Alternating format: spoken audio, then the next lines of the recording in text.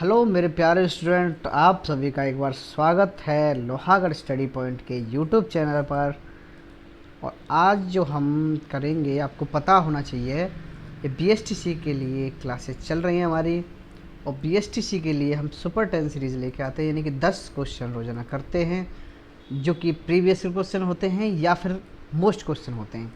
इनका मैं डिस्क्रिप्शन भी कराता हूँ। ठीक है, ये है हमारा पार्ट नंबर 13, यानी कि आपकी अब तक 12 क्लासेस हो चुकी हैं इससे रिलेटेड। और देखो, एक इम्पोर्टेंट सूचना ये है कि यूट्यूब चैनल पर आपको हिस्ट्री की क्लासेस मिल जाएंगी, ज्योग्राफी की मिल जाएंगी, और शिक्षण अभिरुचि की 2 मैराथन क्लासें वो आपको मिल जाएंगी। आपको लिंक पर क्लिक करना है, आपकी पीडीएफ में जो लिंक दे रखी है ना, उस पर आप सीधे यूट्यूब चैनल पर पहुँचेंगे, वहाँ से आप फ्री में बिल्कुल तैयारी कर सकते हैं। तो ज़्यादा टाइम वेस्ट करेंगे नहीं अपन, और हम चलते हैं आज का पहला क्वेश्चन। और ये है दोस्तों शानदार क्वेश्चन। क्या बात है, शानदार और नेगेटिव क्वेश्चन। आपके लिए नेगेटिविटी है इसमें, ठीक है। यदि आप बीएसटीसी की परीक्षा में पास नहीं होते हो तो आप क्या करोगे? क्या बात है, अब सब तो बेटा पास होंगे नहीं तुम, क्योंकि इतनी जगह नहीं होती हैं, ठीक है।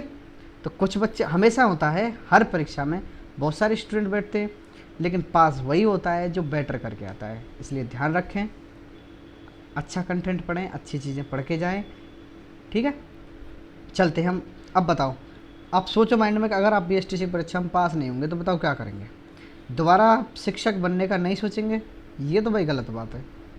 भाई आप एक बार मान लो फेल हो रहे हैं तो इसका मतलब ये कतई नहीं है कि आप दोबारा इस बारे में सोचें ना।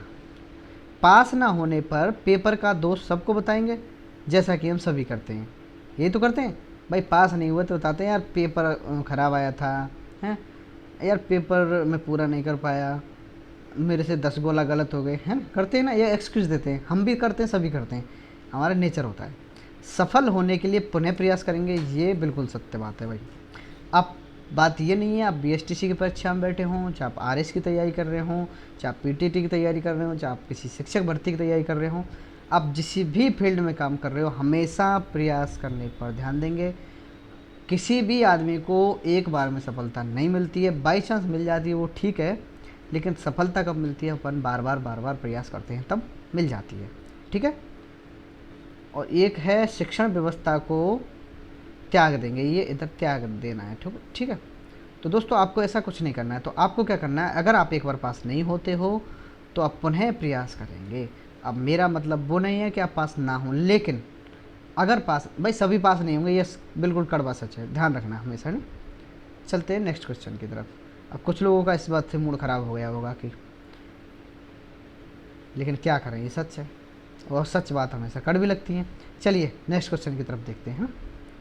यदि किसी समूह के नेता हो आप, क्या बात है, अभी मैंने आपको फेल कराया था, अब आपको बना दिया मैंने समूह का नेता। यदि आप किसी समूह के नेता हो और आपके द्वारा कोई निर्णय लिया गया है वो गलत हो जाता है, भाई आप किसी का लीडर हो सकता है आप क्लास के मॉनिटर हो सकता है आप किसी शिक्षक समूह के लीडर हो सकता है आप किसी राजनीतिक पार्टी के लीडर हों, यानी कि आपको एक नेता बना दिया गया है और आपसे कोई गलती हो जाती है कोई निर्णय लेने में, तो आप क्या करेंगे? समूह के लोगों पर दोष डालेंगे? नहीं यार, ये गलत बात है। किसी दूसरे के ऊपर दोष क्यों डालना? अपनी गलती दोबारा दोहराएंगे? बिल्कुल नहीं। गलती दोहराएंगे तो फिर दोबारा निर्णय गलत होगा। अपनी गलती स्वीकार करके पुनः विश्वास करेंगे, ये अच्छी बात है। भाई हमने गलती करी है, हम कोशिश करेंगे इसमें और अच्छा काम करने की, ठीक है। या फिर अपनी तानाशाही चलाएंगे, अरे मैं तो नेता हूँ तो मैं तो कर सकता हूँ, ये नहीं करना है। क्योंकि आपको ऐसा निर्णय कभी नहीं लेना है जिससे आपके समूह को नुकसान हो। याद रह जाएगी बात, ठीक है।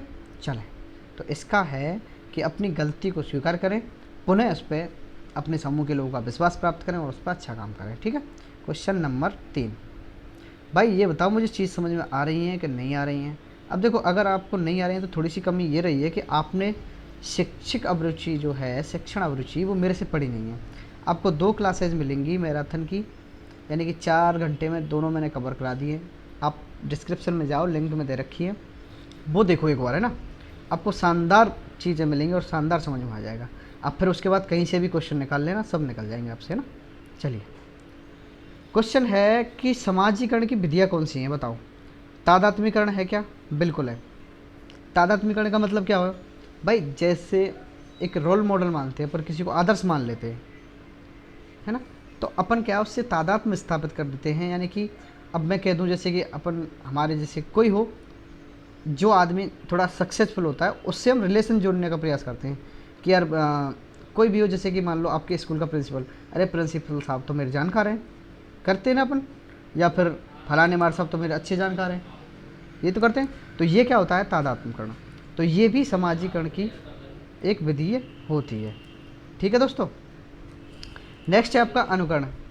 अनुकरण के द्वारा भी तादात्म्य समाजीकरण होता है। कैसे भाई, हम जो भी सीखते हैं अपने मम्मी पापा, दोस्त, भाई बहन, परिवार, अच्छे दोस्त, बुरे दोस्त, हमारी संस्कृति, उससे सीखते हैं। तो हम किससे सीखते हैं, अनुकरण से। ठीक है। इसके बाद दंड। क्या हम दंड से भी समाजीकरण सीखते हैं?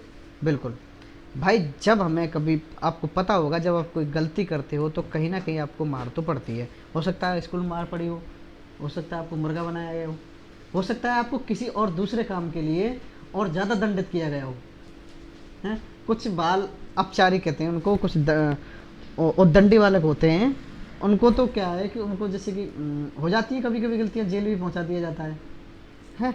तो आपको ऐसा नहीं करना है। तो ये सारी विधियाँ क्या हैं, समाजीकरण की विधियाँ हैं दोस्तों। ठीक है। क्वेश्चन नंबर 4, बात समझ में आ रही है फिर या नहीं आ रही भाई? चलिए देखो, समझने की छोटी सी बात है, नॉर्मल बात है। आप थोड़ा सा मेरी क्लासेस देखें, मैंने बड़े ऐसी तरह आनंद के साथ पढ़ाया है और अच्छे अच्छे उदाहरण का यूज किया है। चलिए देखते हैं अपन नेक्स्ट क्वेश्चन। हाँ, समाजीकरण क्या है दोस्तों? बार बार समाजीकरण आ रहा है क्योंकि ये इम्पोर्टेंट टॉपिक है। देखो, समाजीकरण का अर्थ होता है, नॉर्मल है कि जिस समाज में आप रह रहे हो उस समाज के अकॉर्डिंग चलना। ये नहीं है कि आप समाज में रह रहे हो हैं उनके खिलाफ जा रहे हो। अब इसका मतलब ये भी नहीं है कि वो गलत कर रहे हैं तो आप गलत करें, है ना। आप अपनी, अब देखो एक बच्चा है, जब उसने जन्म लिया ना वो सामाजिक होता है ना असामाजिक होता है, ना कुछ चीज़ें जानता है ना सीखता है। धीरे धीरे वो वातावरण के टच में आता है, मम्मी के टच में आता है, अपनी फैमिली के टच में आता है, फिर बाहर निकलता है, हैं। अब आसपास के वातावरण से अच्छी भी चीज़ें सीखता है, गालियाँ भी सीखता है, ये भी समाजीकरण है। तो समाजीकरण पॉजिटिव भी नहीं नेगेटिव भी हो सकता है। ठीक है। तो अपन बात करेंगे समाजीकरण की। तो बालक को सामाजिक वातावरण के अनुसार ढालना ही समाजीकरण है। बिल्कुल सही बात है। यह व्यक्ति को पशु से व्यक्ति बनाता है। बिल्कुल सही बात है। अगर आपने कोई एक मूवी देखी होगी, थोड़ी सी काल्पनिक है, टार्जन वगैरह, जैसे कोई एक जंगल में बच्चा रहता है, उसका जन्म वहीं पर होता है, हैं। तो वो कुछ ऐसी एक्टिविटी करता है जैसे कि शेर की तरह। अब उसको, क्योंकि वो संस्कृति में रहा नहीं, समाज में रहा नहीं, उसको भाषा आती नहीं, है ना। तो एक तरह से वो क्या है, पशु होता है जब तक उसका समाजीकरण नहीं होता है। तो समाजीकरण जो होता है दोस्तों, एक व्यक्ति को पशु से क्या बनाता है, व्यक्ति बनाता है।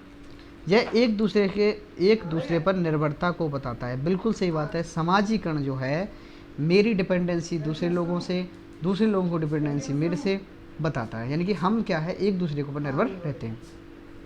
ये सभी समाजीकरण के अंतर आते हैं। बिल्कुल।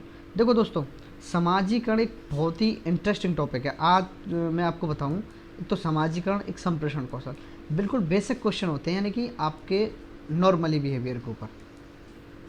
आप एक बार वो क्लास देख लें, 4 घंटे क्लास हैं दोनों, आपको वास्तव में सारी चीज़ें मिल जाएंगी उसमें। ठीक है। चलिए क्वेश्चन नंबर 5, कौन सा कथन नेतृत्व के बारे में सत्य है? बताओ। हम क्या कर रहे हैं, नेतृत्व, यानी कि हम लीडरशिप के बारे में बात कर रहे हैं। तो कौन सा कथन है जो सत्य है? यह तानाशाह पर आधारित होना चाहिए, नहीं होना चाहिए। जैसे किम जोंग सुना है आपने, उत्तरी कोरिया वाला, वो बिल्कुल तानाशाह होता है, वो मार देता है जिसको मन करता है उसी को मार देता है। ये सार्वभौमिक घटना है। बिल्कुल सही बात है। ये बिल्कुल सही बात है कि नेतृत्व जो है सार्वभौमिक घटना होती है, यानी कि सब जगह होती है। आपकी क्लास में भी नेतृत्व होता है, ठीक है। आपके क्लास के बाहर भी नेतृत्व होता है। आप खेलने जाते हो, आपकी टीम है कोई, उसका एक कैप्टन होता है, वो नेता होता है ना।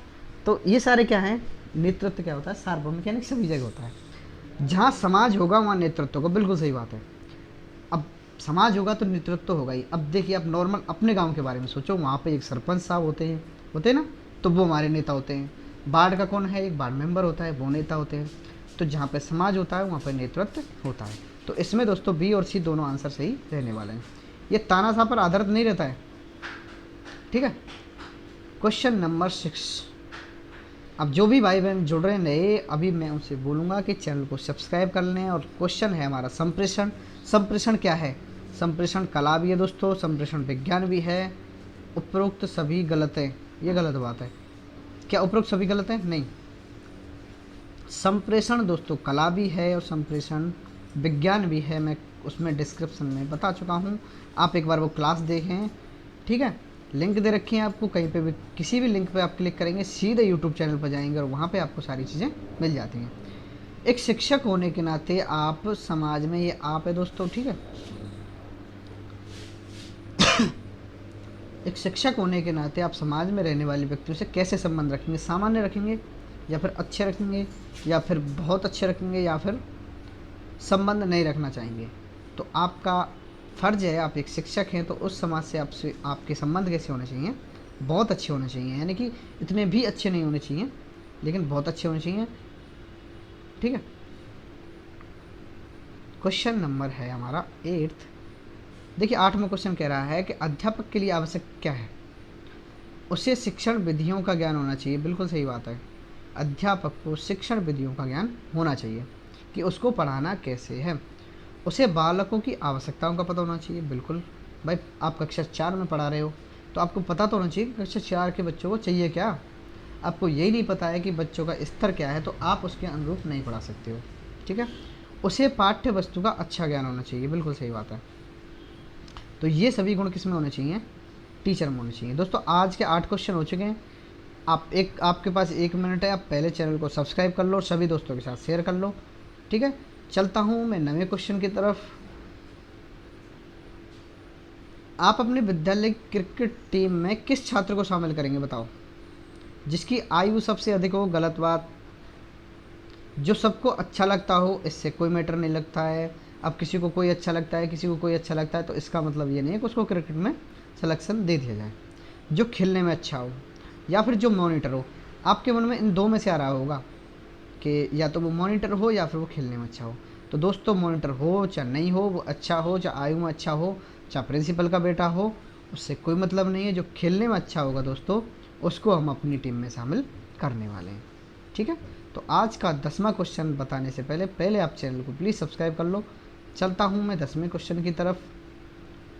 ये है हमारा, बताइए। अच्छा शिक्षण करता है। अच्छा शिक्षण क्या करता है? स्वय गति से सीखने के लिए प्रेरित करता है। स्वय गति का मतलब यानी कि बालक को अपनी गति से सीखने के लिए प्रेरित करता है। कौन? अच्छा शिक्षण। इसमें निदान शामिल होता है। बिल्कुल सही बात है। देखो 2 चीज़ बताई थी मैंने, एक तो बताई थी निदान, एक बताया था उपचार। आपको मैं बता दूं, जैसे अपन बीमार हो जाते हैं ना तो हम पैथ में जाते हैं यानी लैब में जाते हैं जहाँ पर निदान किया जाता है। तो शिक्षण में भी निदान की आवश्यकता होती है। देखो कैसे होती है भाई, बच्चे ने कितना सीखा है या नहीं सीखा है, कहाँ पे समस्या आ रही है, तो इस चीज़ की जांच कौन करता है? निदान करता है। फिर उसके बाद उसका उपचार किया जाता है कि भाई अगर बच्चे को ये चीज़ समझ में नहीं जा रही है तो उसको ऐसे समझाओ, है ना, उसको ये विधि से समझाओ। तो ये क्या है, हमारा निदान भी शामिल होता है शिक्षण में। इसमें उपचारात्मक गुण होना चाहिए। बिल्कुल सही बात है। तो आप ध्यान रखें, शिक्षण के अंदर उपचारात्मक भी होना चाहिए और निदानात्मक भी होना चाहिए, और वो स्वय गति से सीखने के लिए प्रेरित करना चाहिए, ठीक है। तो इसका आंसर रहने वाला है दोस्तों डी। अभी मुझे आप सभी कमेंट करके बताओ क्वेश्चन कैसे लगे आपको, और आपको क्वेश्चन समझ में आए या फिर नहीं आए। मैं आपको एक बार फिर से सलाह दे रहा हूँ, आपके 4 घंटे आपके शिक्षण अभिरुचि के इतने इम्पोर्टेंट रहने वाले हैं कि उसमें से एक भी सवाल नहीं कटेगा। आप उसको जाके देख लें एक बार, ठीक है दोस्तों। हम मिलते हैं नेक्स्ट वीडियो में। धन्यवाद।